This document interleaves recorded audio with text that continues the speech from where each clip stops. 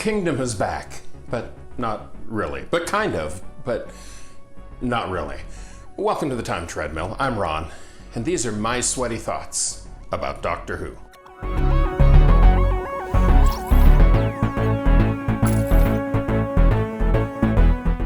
Actress Jean Marsh played Sara Kingdom in the first Doctor story, The Daleks' Master Plan, and famously died during a climactic moment in that serial. She is one of the few companions of the Doctor to have actually died while traveling with the Doctor. And now, here we are, more than a quarter century later, and 6 Doctors later, and Jean Marsh has returned to the show in the role of Morgana, the infamous enchantress of Arthurian legend, and mother of Mordred.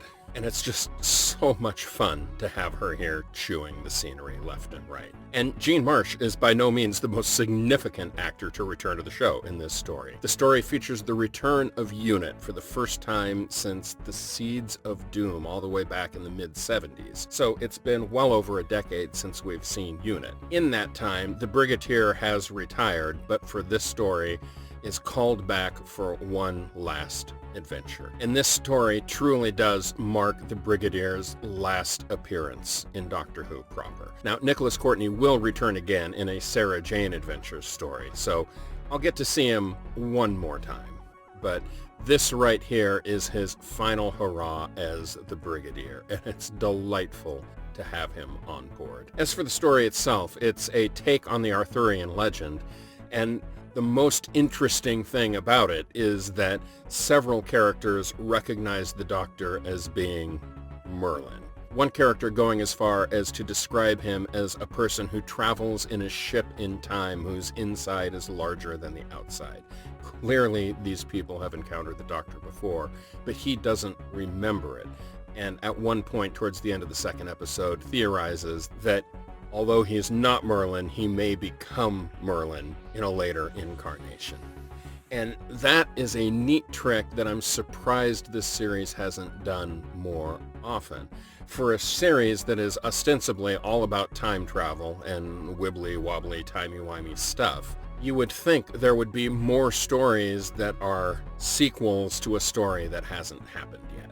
But here we are, and this is one of the few cases where it actually is. For me, overall, this story is kind of a middling story in the 7th Doctor era. It's certainly not one of the worst. It's no twin dilemma, but it also doesn't rank among the best, like Curse of Fenric or Remembrance of the Daleks or that sort. It's just sort of a middle-of-the-pack story that makes for a good season opener, and it's certainly enjoyable to see the return of a couple of actors to the show that have been gone for a very long time.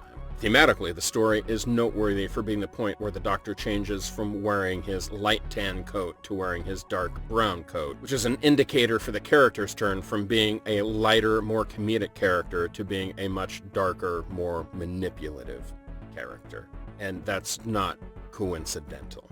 Also, interestingly, towards the beginning of this story, there's a scene set in the TARDIS control room, and it's the only time this season we see the control room. And if you were to go back and watch it, you'll notice that the whole room is lit very dimly. You see the control console, and then the walls are just kind of in shadows in the back with hints of the roundels. And that's because the previous season, the actual standing set walls for the TARDIS interior were mistakenly destroyed. So when they had to stage the scene, they actually set up the TARDIS console and put up some temporary scrims around it that were kind of built to sort of look like the TARDIS interior walls in dim lighting, and that's what they had to go with. And this is the last time we ever get to see the original TARDIS control room. Now we're done with that until the 1990s TV movie. I do have one other interesting story about the cliffhanger at the end of part 2, but I'm going to hold that over to tomorrow at the resolution of the cliffhanger. And it's kind of a whopper of a story, so come back tomorrow for that. I'll see you then.